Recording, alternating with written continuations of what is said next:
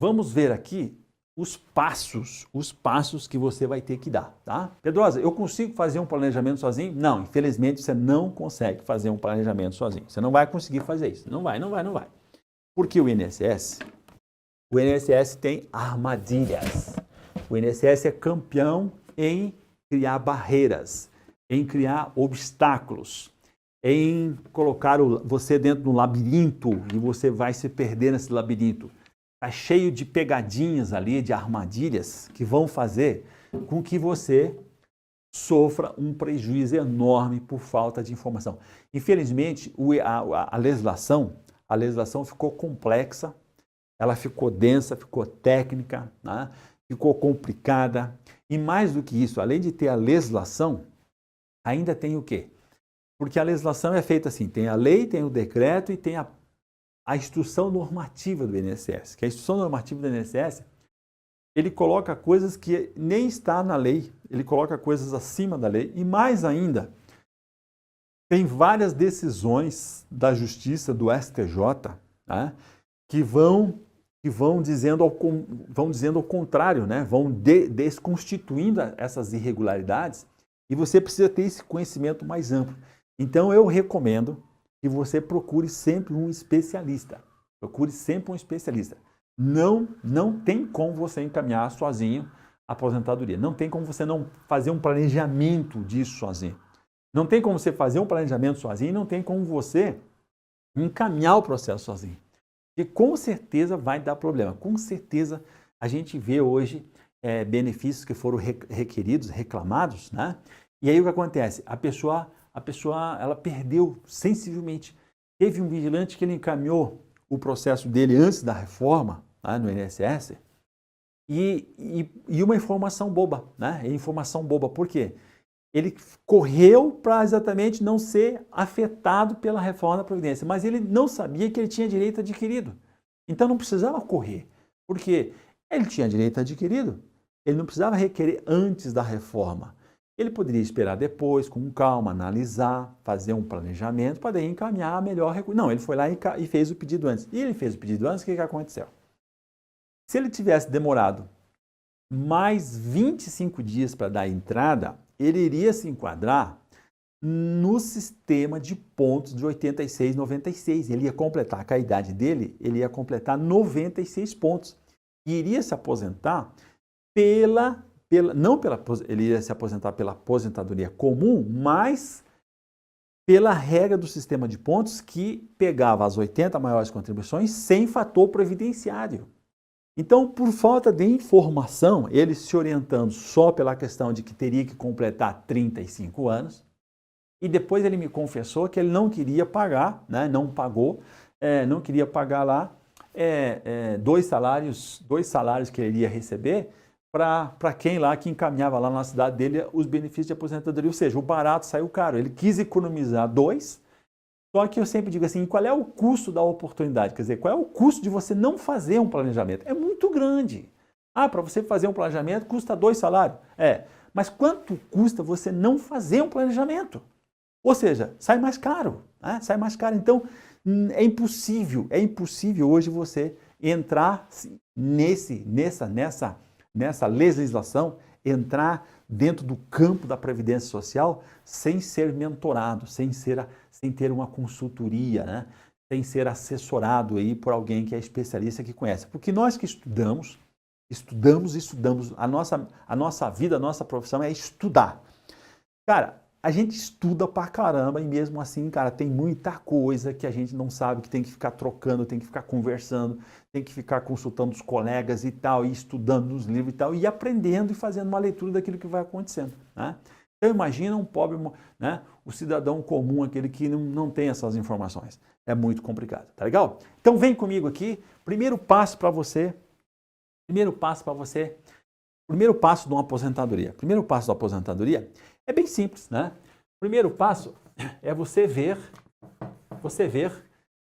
todas as possibilidades que você tem, né? Todas as possibilidades que você tem de tempo de serviço, né? O tempo. Então você vai ver o tempo de serviço, você vai ver lá o tempo de serviço que tem, você vai ver a documentação que você tem, né? documentos, e você vai ver tudo isso com um negócio chamado CNIS. Por isso que a gente pede, para tudo que a gente vai fazer, a gente vai pedir o tal do CNIS. O que é o CNIS? É o Cadastro Nacional de Inscrição Social, né? Que é o CNIS. Porque tudo que o INSS reconhece de tempo de serviço está lá no CNIS. Tem que estar lá no CNIS. Por isso que a gente pede o CNIS. E tudo está no CNIS. Se tiver o CNIS errado, vai dar um problema errado. Vai dar aqui, ó, vai dar errado isso aqui. Ó. Se tiver alguma contribuição errada, já vai dar errada. Agora já é mais difícil de acontecer. Mas não esqueça que as contribuições são desde julho de 94. E desde julho de 94 não existia um negócio chamado E-Social. O E-Social hoje não permite fazer esse chuncho, mas não vou dizer que todas as empresas faziam, né? e não é todas as empresas que fazem. Mas tinha empresa, e tem muita empresa que faz isso, muita empresa de segurança. O Brasil tem mais de 3.200 e poucas empresas de vigilância autorizadas a funcionar.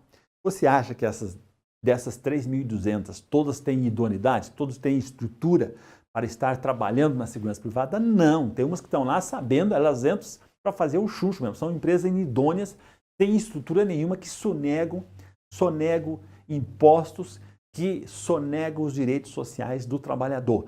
Fazem pagamento por fora, não registram. Sabe qual é a jogada que eles faziam? Eles faziam o seguinte, eles pagavam o vigilante certinho, o piso salarial, mais a remuneração, pagavam certinho. Emitia uma nota, emitia uma folha de pagamento para o cara. E lá no INSS, eles mandavam para o INSS uma outra, rodava outra folha lá para o INSS, para recolher o INSS baseado só no piso. O piso sem os adicionais, sem as horas extras, sem a intrajornada, sem o adicional noturno, só com o piso seco mais os 30% de periculosidade. O que acontece? Essa pessoa foi prejudicada no seu CNIS, na sua renda mensal. Por quê?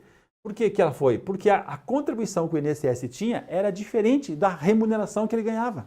Olha que louco isso.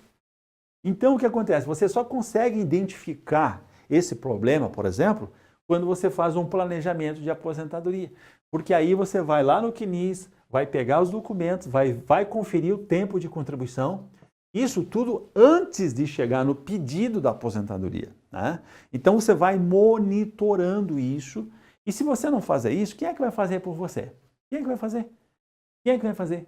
Ninguém vai fazer. O INSS vai fazer? Não, o INSS não vai fazer. Quem que vai fazer? Você que tem que fazer, mano. É você que tem que fazer, mano. Não é outro, não.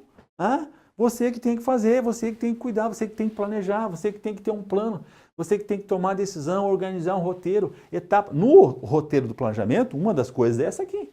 É ver todo o tempo de serviço, documentos e ver o seu CNIS, tá? O segundo ponto ali é você aplicar a lei, né? Então, o segundo ponto aqui, você vai agora aplicar a lei. Aí que eu estou falando que você não consegue fazer isso sozinho. Você vai aplicar a lei e vai aplicar as decisões judiciais. Então, você tem a lei e você tem as decisões e você vai casar isso e vai jogar. É como se fosse uma lanterna que você joga em cima da sua realidade. Você vai iluminar para ver, para conferir, para fechar ali, para você exatamente decidir o que você tem direito, tá? E aí, vou te dar uns exemplos aqui daquilo que está ligado com a lei e está ligado com as decisões judiciais e que impactam muito na remuneração, né? No cálculo da renda mensal inicial, tá? O segundo passo, então você vai juntar, você vai ver aqui, né? Você vai aplicar o quê? Por exemplo, você teve período concomitante? Então, você trabalhou em duas empresas? Concomitante, tá? Então, quando eu digo aqui, ó, tempo de serviço, então também fala tempo de contribuição. Então, você trabalhou em duas empresas? Se trabalhou em duas empresas, pronto, já tem uma briga para fazer aqui nesse planejamento. Por quê? Aí, o INSS só considera uma contribuição, não considera as duas. Depois de 12 de 11 de 2019, ele vai considerar as duas. Ou seja, você trabalhou numa empresa, ganhava R$ 1.500. Trabalhava em outra, ganhava 1.000. Qual é a tua contribuição? Você vai dizer assim, não é R$ 2.500? Não. O INSS não. O INSS ele vai dizer assim, olha, a 1.500 é a principal e depois tem uma secundária. A secundária vai entrar numa proporcionalidade na primeira, para definir a renda mensal inicial. E aí, como é que fica? Ou seja, um prejuízo danado aqui. né? Que você tem que ter o planejamento, você tem que analisar e fazer o relacionamento com aquilo que é... Isso aqui está na lei? Não, ele está na lei, mas o INSS interpreta diferente. Quem é que decidiu essa parada aí? É uma decisão judicial, né? Aí depois tem outra questão ainda, né? Tem o período de auxílio-doença, tá?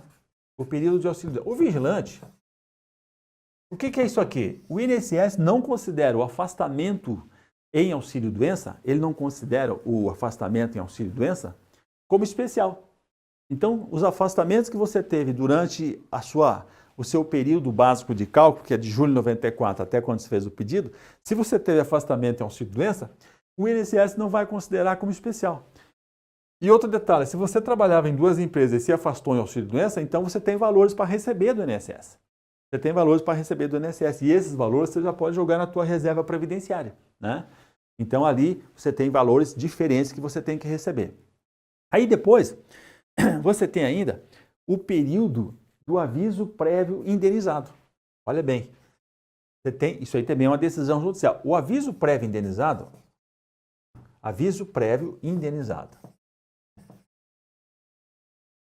o que é isso? Aviso prévio indenizado é quando o vigilante, quando o guerreiro é mandado embora e não precisa cumprir os 30, né? A empresa, porque geralmente assim, a empresa faz o aviso de 30 dias, né, para fazer a rescisão. E muitas vezes a empresa não precisa, ela vai lá e te avisa, pá, ó, segunda-feira não precisa vir. Ou seja, ela vai indenizar os 30 dias. Esse aviso de 30 dias, que pode ser 30 dias, mas pode ser mais, porque cada ano que você trabalha, depois que passa de um ano, o normal é 30 dias. Depois, para cada ano que você trabalha, você vai ganhando 2 anos, 2 dias. Tá? Vai ganhando 2 dias a mais. É 2 dias? Agora me ficou uma dúvida se é 2 ou 3 dias. Mas enfim, você vai ganhando a mais.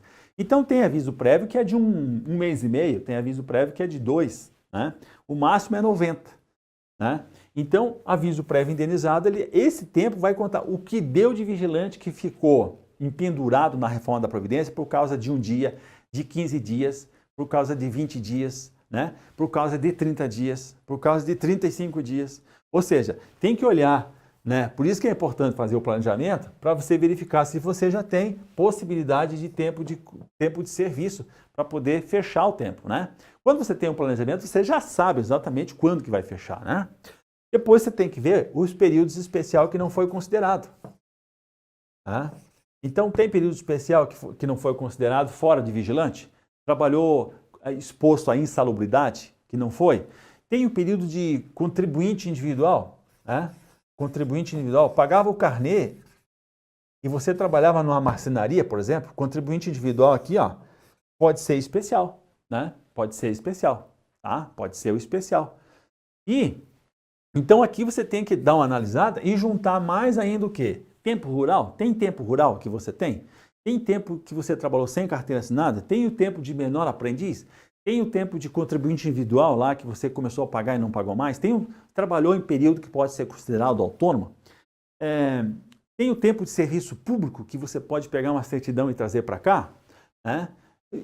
Tudo isso você tem que verificar no segundo passo aqui. No segundo passo que é você exatamente pegar e verificar, ver tempo de serviço e tempo de contribuição, ligar isso com as decisões judiciais, né? Ligar isso com as decisões... Por exemplo, tempo rural. Tempo rural não conta dos 12, conta dos 8.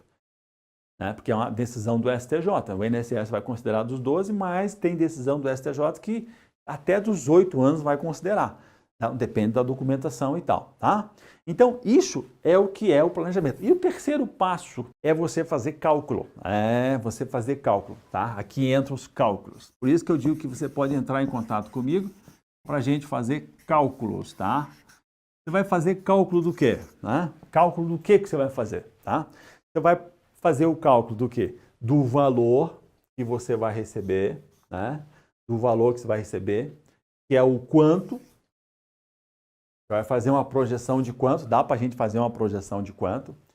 Você vai verificar qual é a regra de transição, ou seja, quando, né, vamos colocar outra aqui, você vai pegar aqui quando, né, ou seja, qual é a regra de transição que você vai pegar, qual é a regra de transição, e quando a gente vai para a regra de transição, aqui é quanto que você vai receber e aqui é quando que vai dar.